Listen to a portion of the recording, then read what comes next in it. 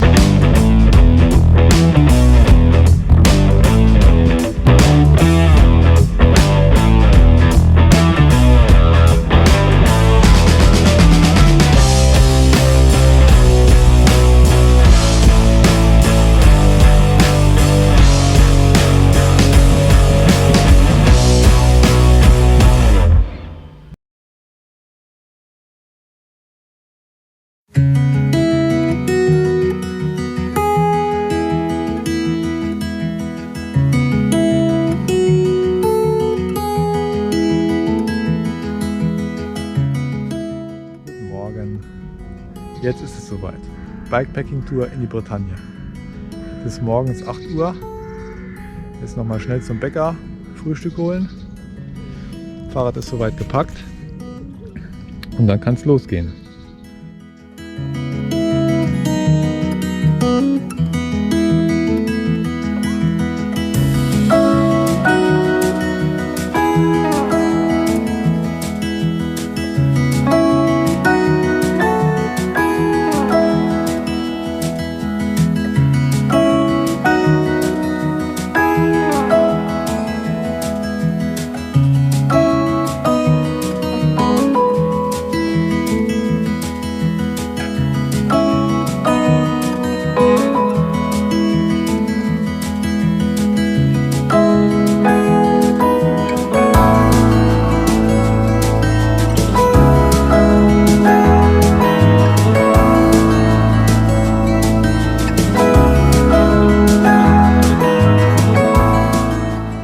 Die ersten 10 Kilometer sind gemacht. Wie ihr seht, sind wir jetzt an der Grenze. Frankreich. Ab jetzt 5 Tage nur noch Französisch.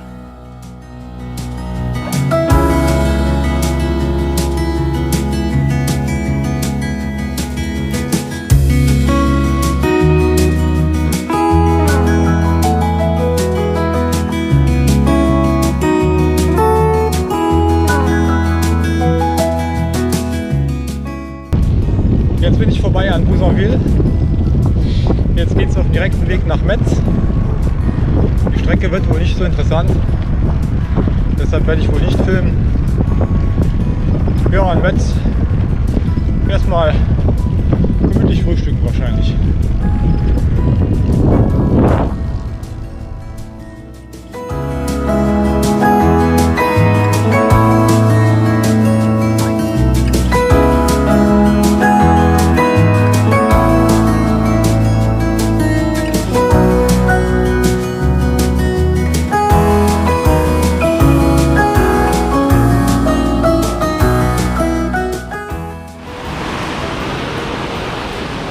Also bin jetzt hier in Metz und zufälligerweise sind die französischen Kanumeisterschaften hier.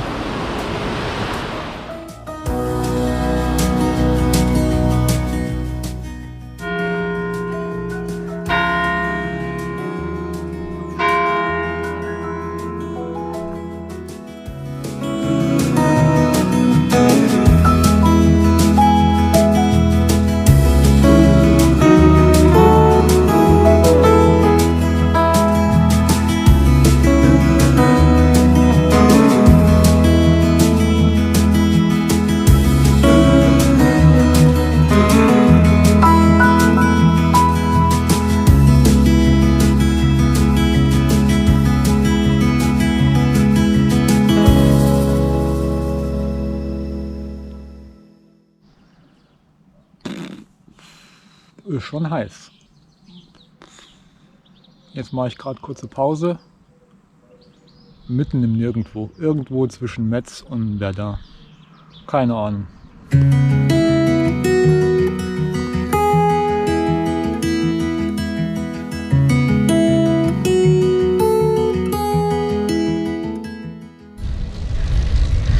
Ich bin jetzt kurz vor Verdun. Am Aufstieg zum Fort Douaumont und zum Gebeinhaus. Geht jetzt noch ein bisschen durch den Wald, ein bisschen hoch. Dann machen wir oben mal eine Pause.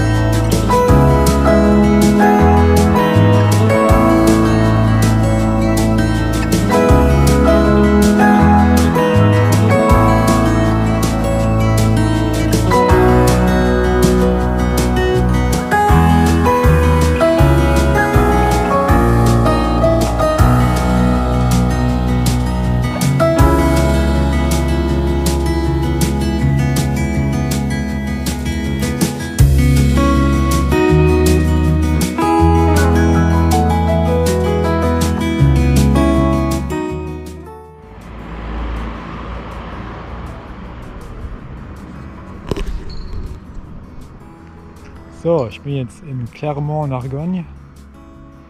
Es sind jetzt noch 6 Kilometer bis zu meiner Unterkunft. Gott sei Dank, wird jetzt langsam Zeit. 150 habe ich jetzt ungefähr. Naja, die letzten 6 schaffen wir auch noch.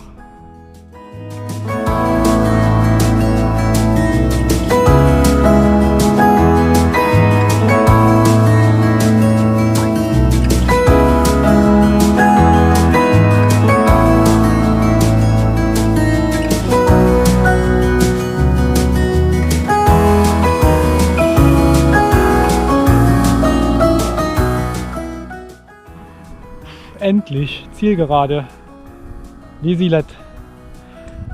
Das ist schon mal der richtige Ort. Jetzt noch zu meinem Chambre d'Hôte und dann war es das für heute.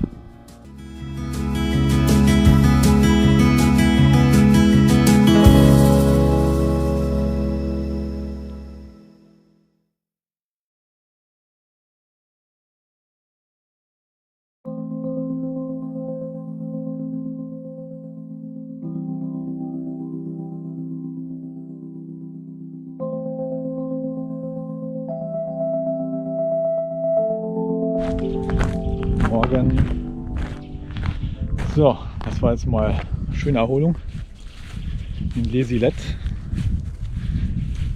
Und jetzt gehe ich mal das Fahrrad noch suchen. Das ist hier vorne in dem Häuschen eingesperrt. Da konnte ich es heute Nacht auch laden. Jetzt mal schön gefrühstückt. Und jetzt werde ich mich noch von den Gastgebern verabschieden. Die waren wirklich sehr nett. Und dann geht es weiter. Erstmal Richtung Châlons. Und Ziel heute ist dann La Ferté-sous-Jouarre. Dann bin ich schon im Dunstkreis von Paris.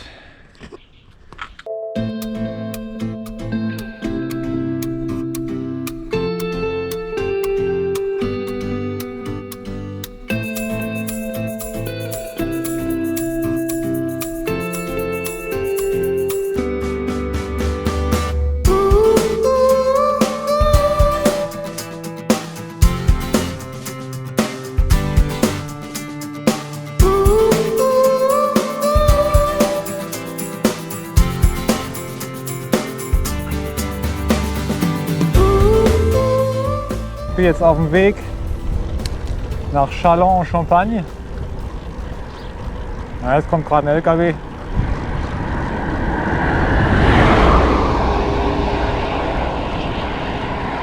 So, ich schätze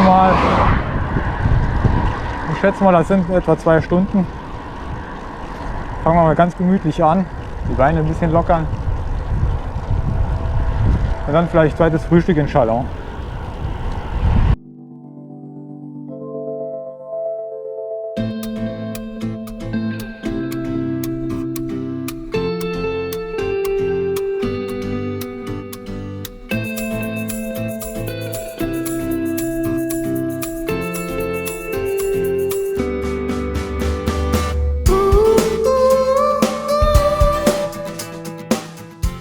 Noch 6 Kilometer bis Châlons ungefähr.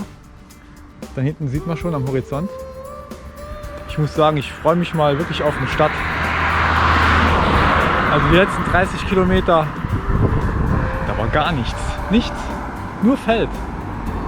Und immer nur geradeaus. Ein Hügel nach dem anderen. Von daher willkommene Abwechslung, mal durch die Stadt zu fahren. Und dann zweites Frühstück.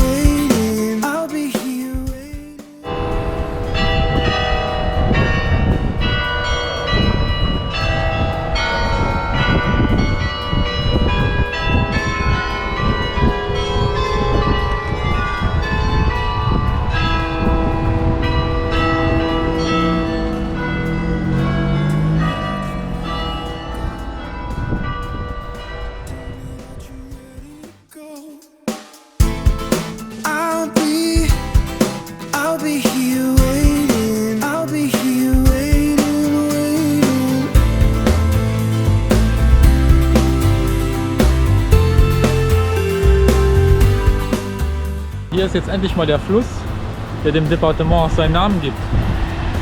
Die Marne.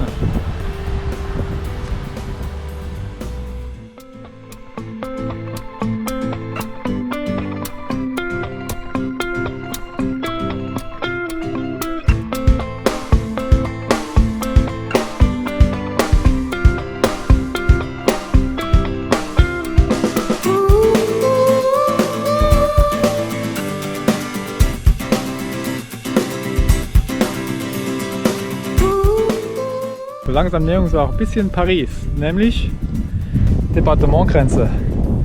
Aus Essen kommen wir, Seine-Marne, hier ist die Grenze. Das heißt, nicht mehr allzu weit bis Paris, aber da müssen wir heute auch nicht mehr hin.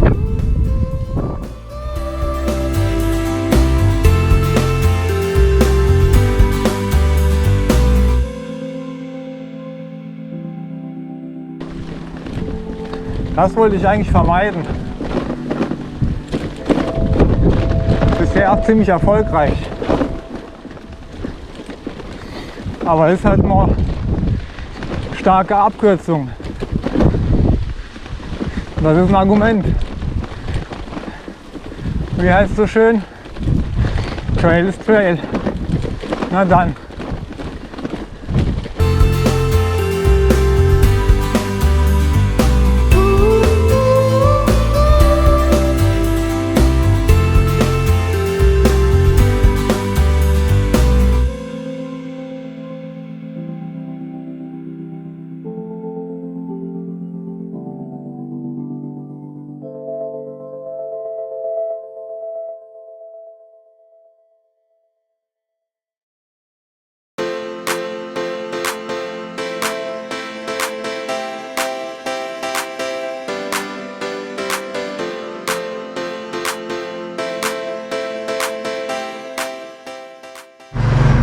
Morgen. Heute dritte Etappe. Es geht durch Paris durch. Das ist nämlich ein Highlight. Wird mit Sicherheit viel zu sehen geben. Geht jetzt erstmal Richtung Meaux und dann Richtung Marne, dann am Canal de Lourdes entlang. Der führt mich dann Paris rein, hoffentlich mit wenig Verkehr. Und dann schauen wir mal, was kommt. Auf jeden Fall ist heute viel weniger Wind, beziehungsweise gar kein Wind momentan. Wird hoffentlich entspannter als gestern. Also los geht's.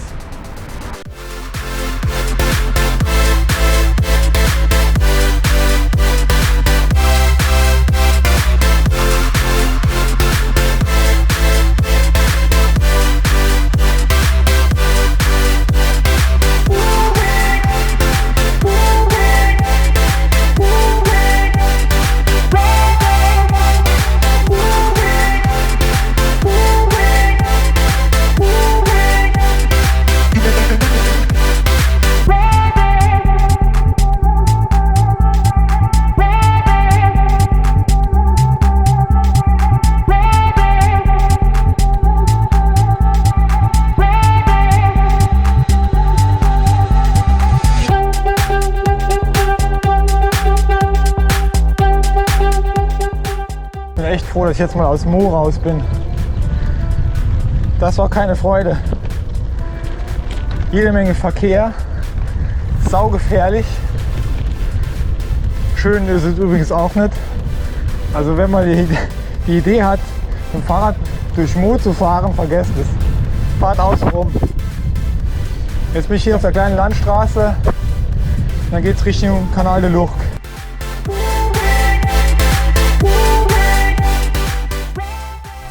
Ja, wie gesagt, auf einer Bikepacking-Tour hat man manchmal auch Zufallsfunde. Also hier bin ich gerade in der Ortschaft.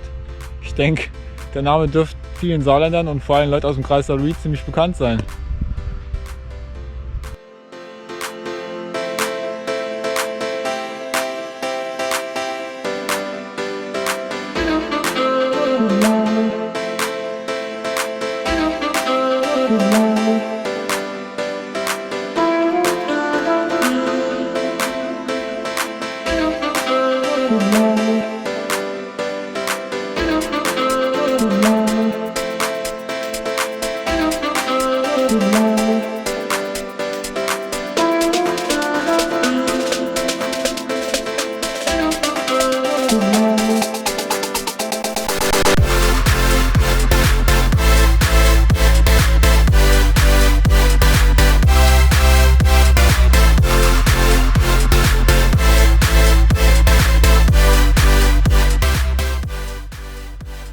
Oh, geschafft.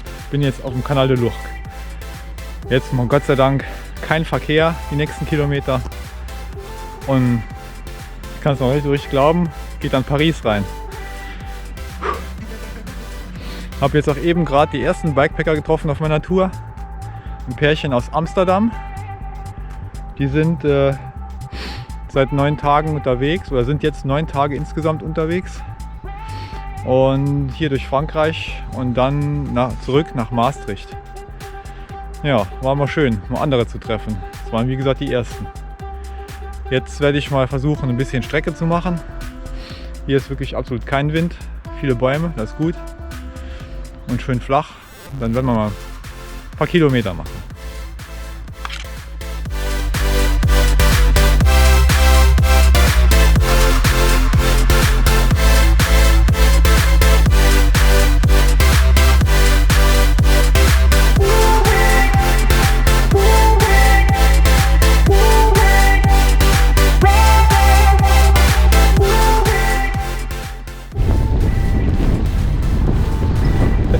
Gebäude hier auch langsam ein bisschen größer. Sieht schon mehr nach Stadt aus. Und was man mal sehen kann, Moment, ich versuche es mal zu zeigen, aber jetzt ist es wieder weg.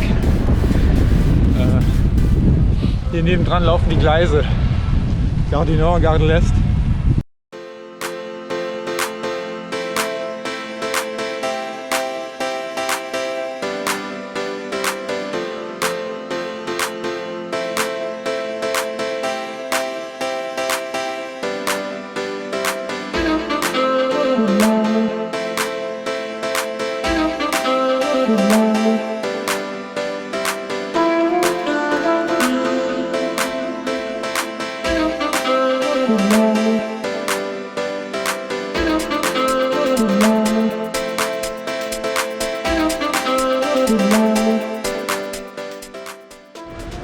Bin ich am Canal Saint-Martin. Kinogängern wird das wahrscheinlich bekannt sein. Hier hat Amélie Poulain ihre Steine übers Wasser hupsen lassen. Une journée complète, c'est lié à...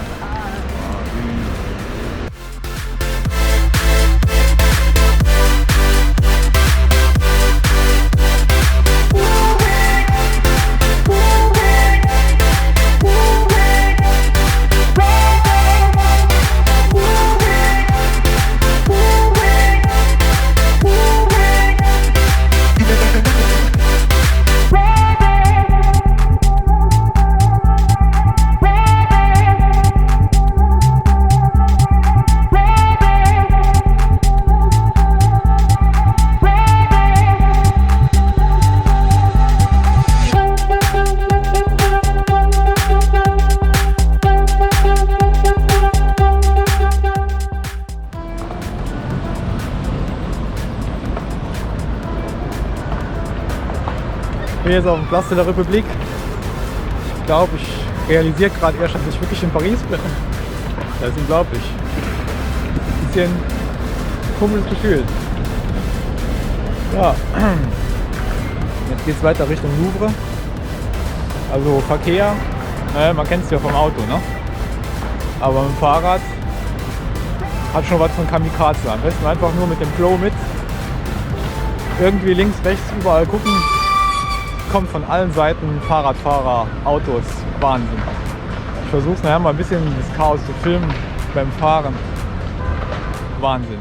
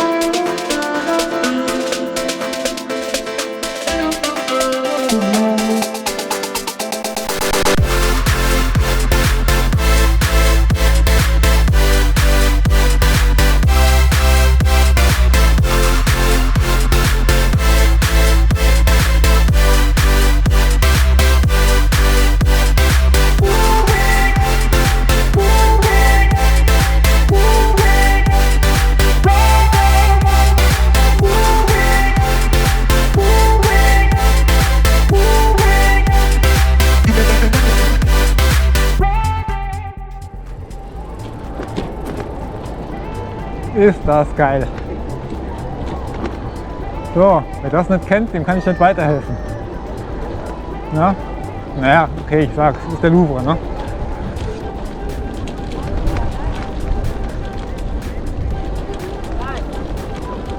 Total schier. Total schier.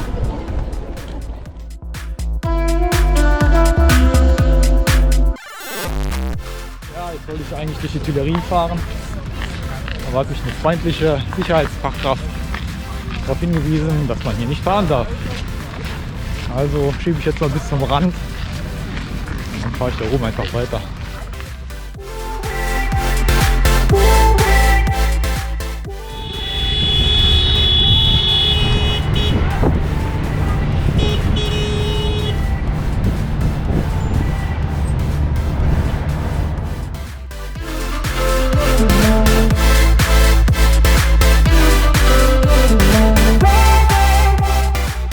Jetzt bin ich Gott sei Dank aus Paris raus.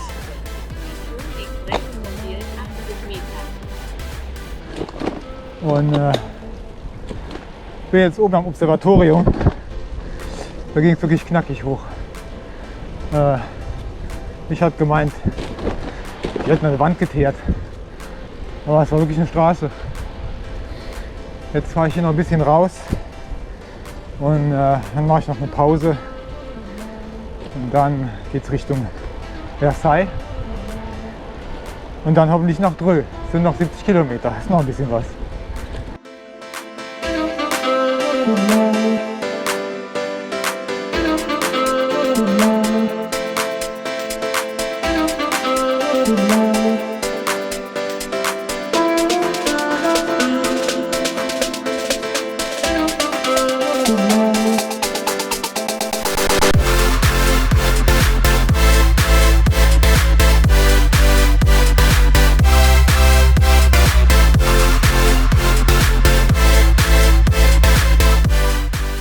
Bin ich hier in irgendeinem Vorort von Paris. Nennt sich Versailles oder so, ich weiß nicht genau. Auf jeden Fall hat sich jemand hier eine schicke Villa hingestellt.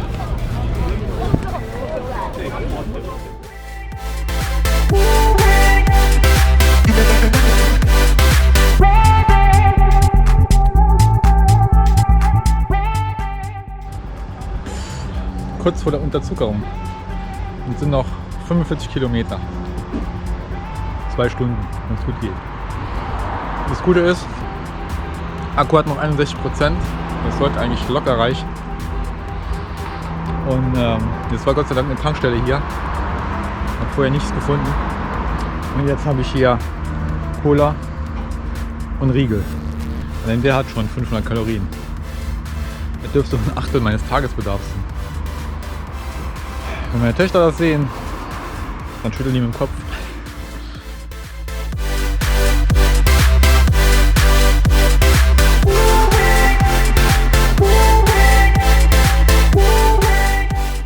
Jetzt mal längere Zeit nicht gefilmt, weil ich wollte jetzt ein paar Kilometer machen. In Paris hat mich dann schon ein bisschen fertig gemacht. Waren zu viele Leute, zu viele Eindrücke. Noch 12 Kilometer bis ins Hotel. Akku ist noch reichlich vorhanden. Ich kann jetzt Gas geben. Und zum Schluss, glaube ich, kommt noch eine Abfahrt. Also von daher, halbe Stunde bin ich im Hotel.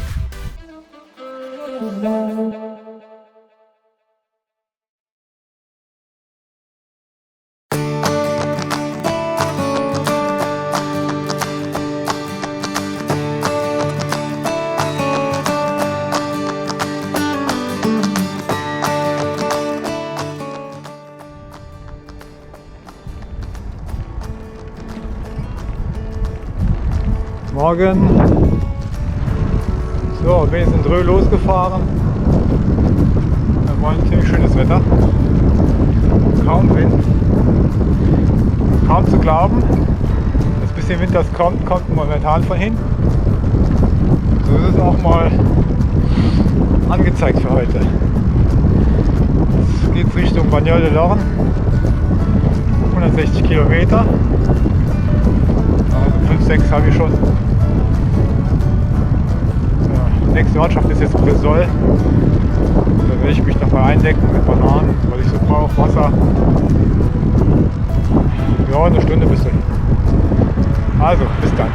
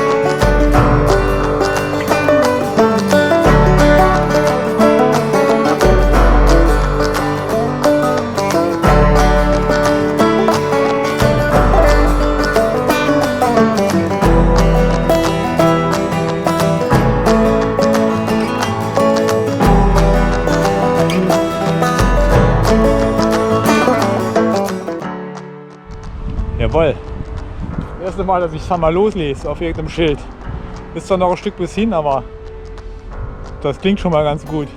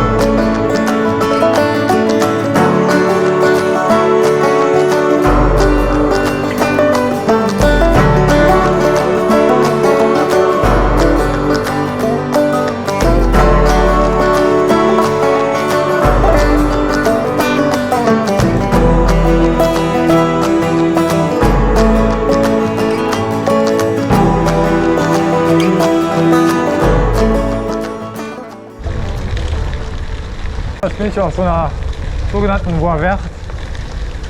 Das sind Fahrradwege in Frankreich. Manchmal am Ufer entlang von Flüssen, von Kanälen. So wie gestern zum Beispiel Canal de l'Ourcq. Manchmal aber auch stillgelegte Bahntrassen. Und der hier, der ist weder noch. Der führt irgendwo durch den Wald.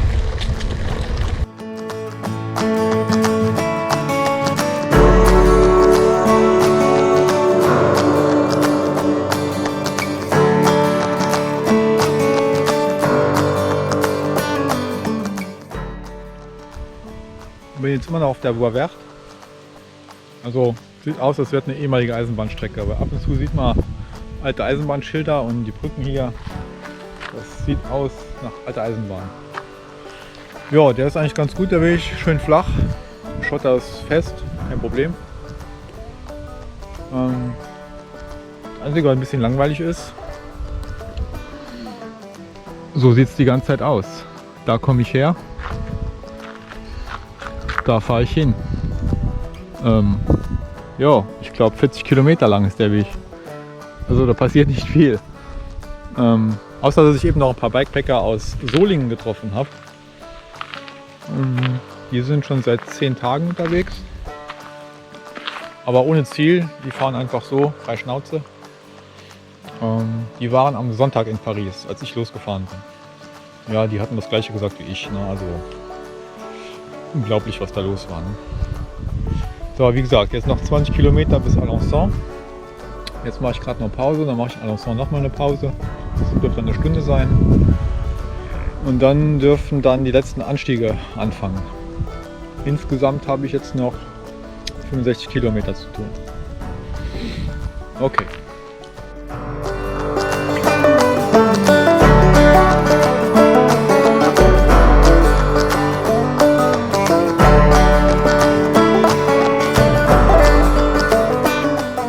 Jetzt bin ich Gott sei Dank mal runter von der Voie Verte. Also irgendwann ist ja auch mal gut.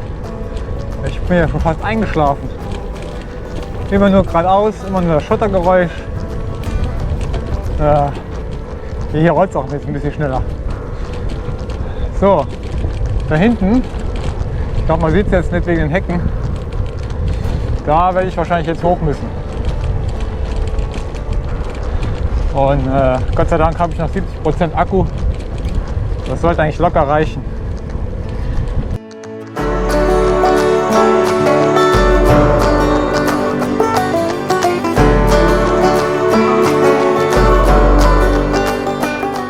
Ich denke, jetzt sieht man es besser.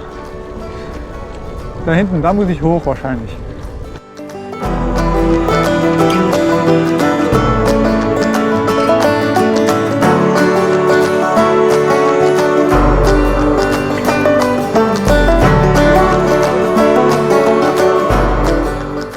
Ich bin jetzt hier in Lignières-Orgères, kleine Ortschaft.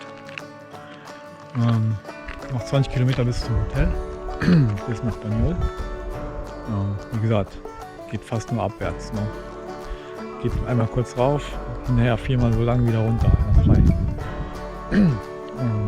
Bin hier gerade am Pause machen. Schöne Kapelle.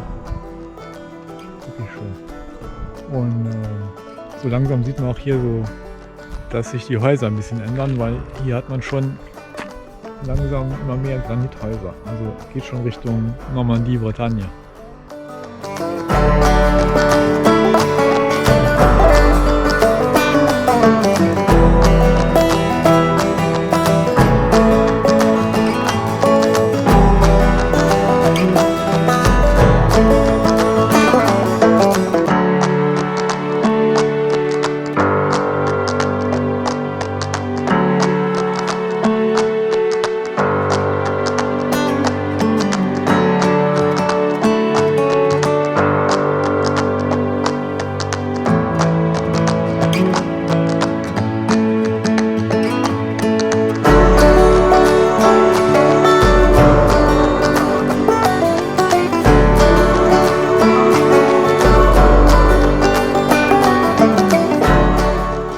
Jetzt bin ich in Bagnoles de Dorn. Ich muss noch zur Unterkunft fahren, noch 2 Kilometer.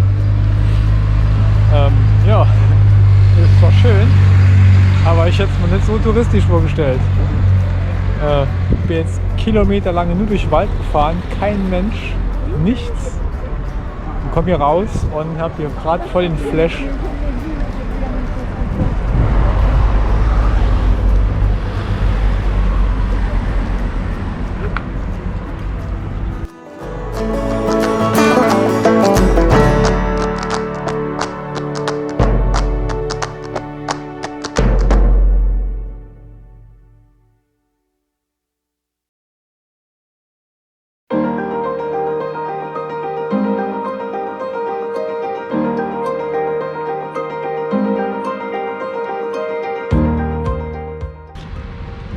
Morgen, 5. Tag, letzter Tag. Habe hier schon 20 Kilometer hinter mir. Bin jetzt in Domfront. Müsste ich zwar leider einen ziemlich steilen Berg hoch, aber es hat sich gelohnt, weil hier oben ist wirklich toll. Man hat eine tolle Aussicht hier auf die Gegend. Das hier hinten ist die Richtung, die ich muss. Und ganz hinten am Horizont, noch erkennt man nicht, da ist irgendwo der Mont Saint-Michel. Aber es sind ja noch, ich schätze, noch 70 Kilometer bis hin. Das wird sich noch zeigen. Also von der Strecke her ist es so, wie es gestern aufgehört hat. Geht immer ein bisschen rauf, dafür hinterher wieder mehr runter. Die Tendenz geht ja jetzt runter zur Küste, das merkt man schon. Und das fährt sich ganz gut. Der Schnitt ist auch schon ganz gut. Jo, Wind ist im Moment noch okay. Kann sein, dass ich an der Küste ein bisschen Gegenwind habe, das werden wir dann sehen. Aber dafür habe ich dann Akkureserve. Ja, sollte ich vielleicht noch einen Kaffee trinken, Päuschen machen und dann geht's weiter. Bis dann.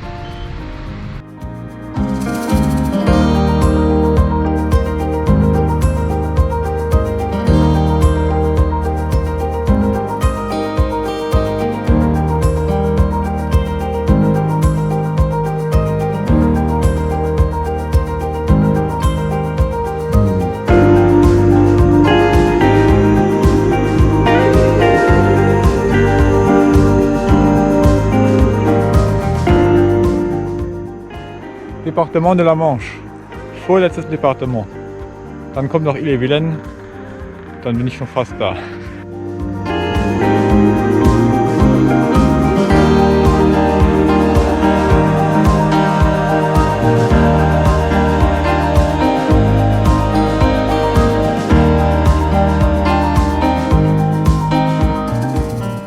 Hier ist wieder so ein schöner Beweis, wie solche Voies vertes aussehen. Hier ehemalige Bahnstrecke und dann hier dann auch wahrscheinlich der ehemalige Bahnhof oder zumindest mal irgendein Bahnhäuschen. Und dann geht die Strecke da weiter. Die sind eigentlich ganz gut zu fahren. Nur für mich auf Schotter heute keine Lust. Außerdem fahre ich in die Richtung.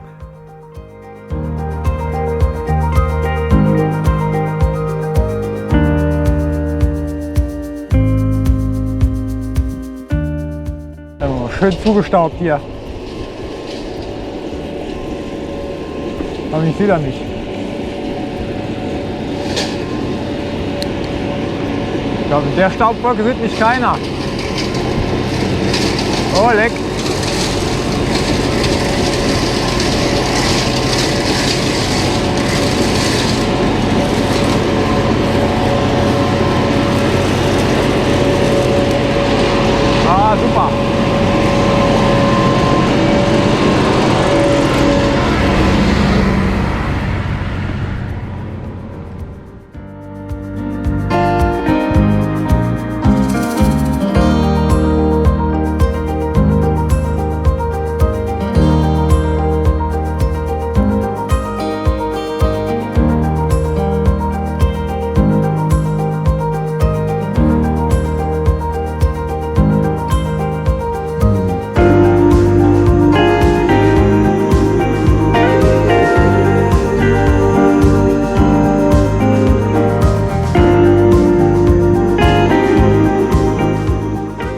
Pause ist gemacht. Gut gestärkt, kann es wieder weitergehen. Jetzt bin ich auch mal wieder auf einer Werft. Was ich jetzt ganz angenehm finde, weil die Sonne kommt so langsam raus, wird schon knackig. Die hat schon Power, trotz der Wolken. Und hier ist relativ schattig. Das ist eigentlich cool. Dann fahren wir mal zum Mont Saint-Michel.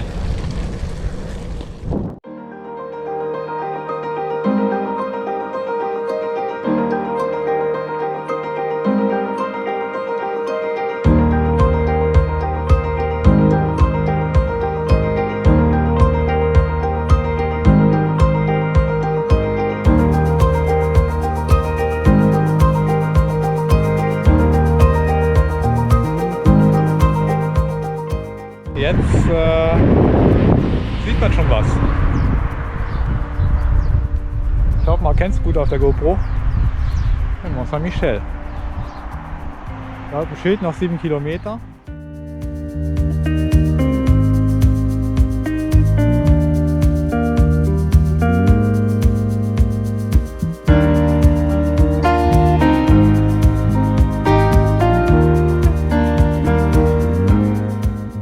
Mont Saint-Michel angekommen.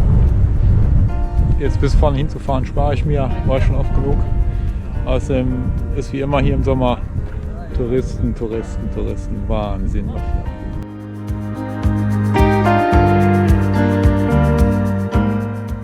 Jetzt fahre ich weg vom Mont Saint-Michel und hier seht ihr noch den Fluss. Das ist der Quinon. Der bildet die natürliche Grenze zwischen Normandie und Bretagne.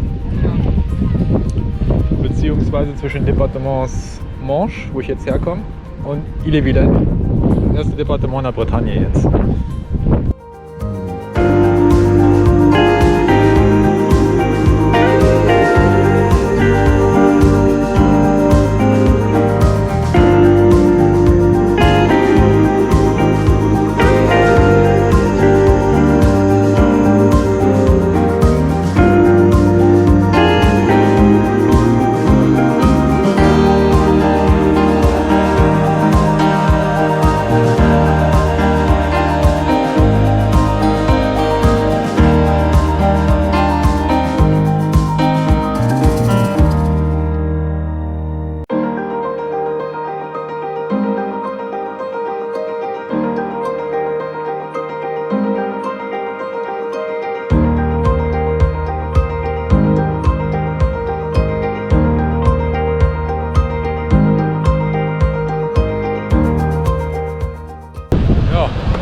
Sagen. Gerade ein bisschen sprachlos. Ich bin in Saint-Malo. Irgendwann kommt man an sein Ziel, ne?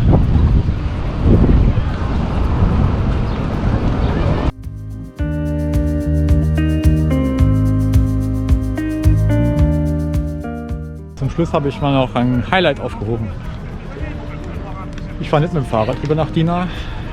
Ich nehme die Vedette.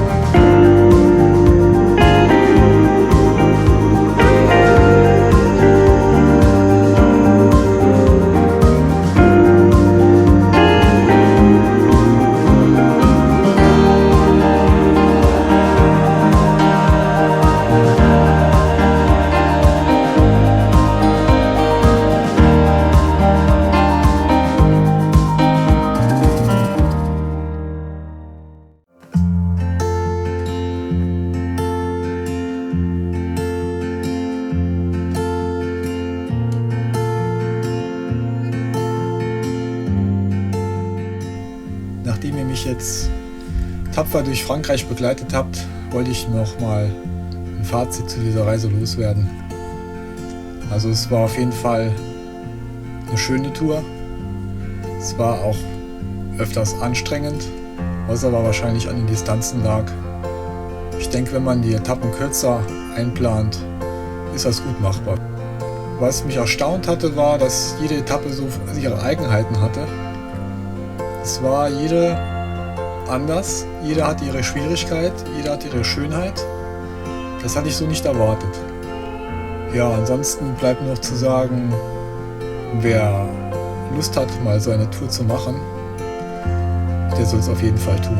Es ist eine Erfahrung, die man wirklich nicht missen möchte. Also nehmt euer Fahrrad, schwingt euch drauf und los geht's.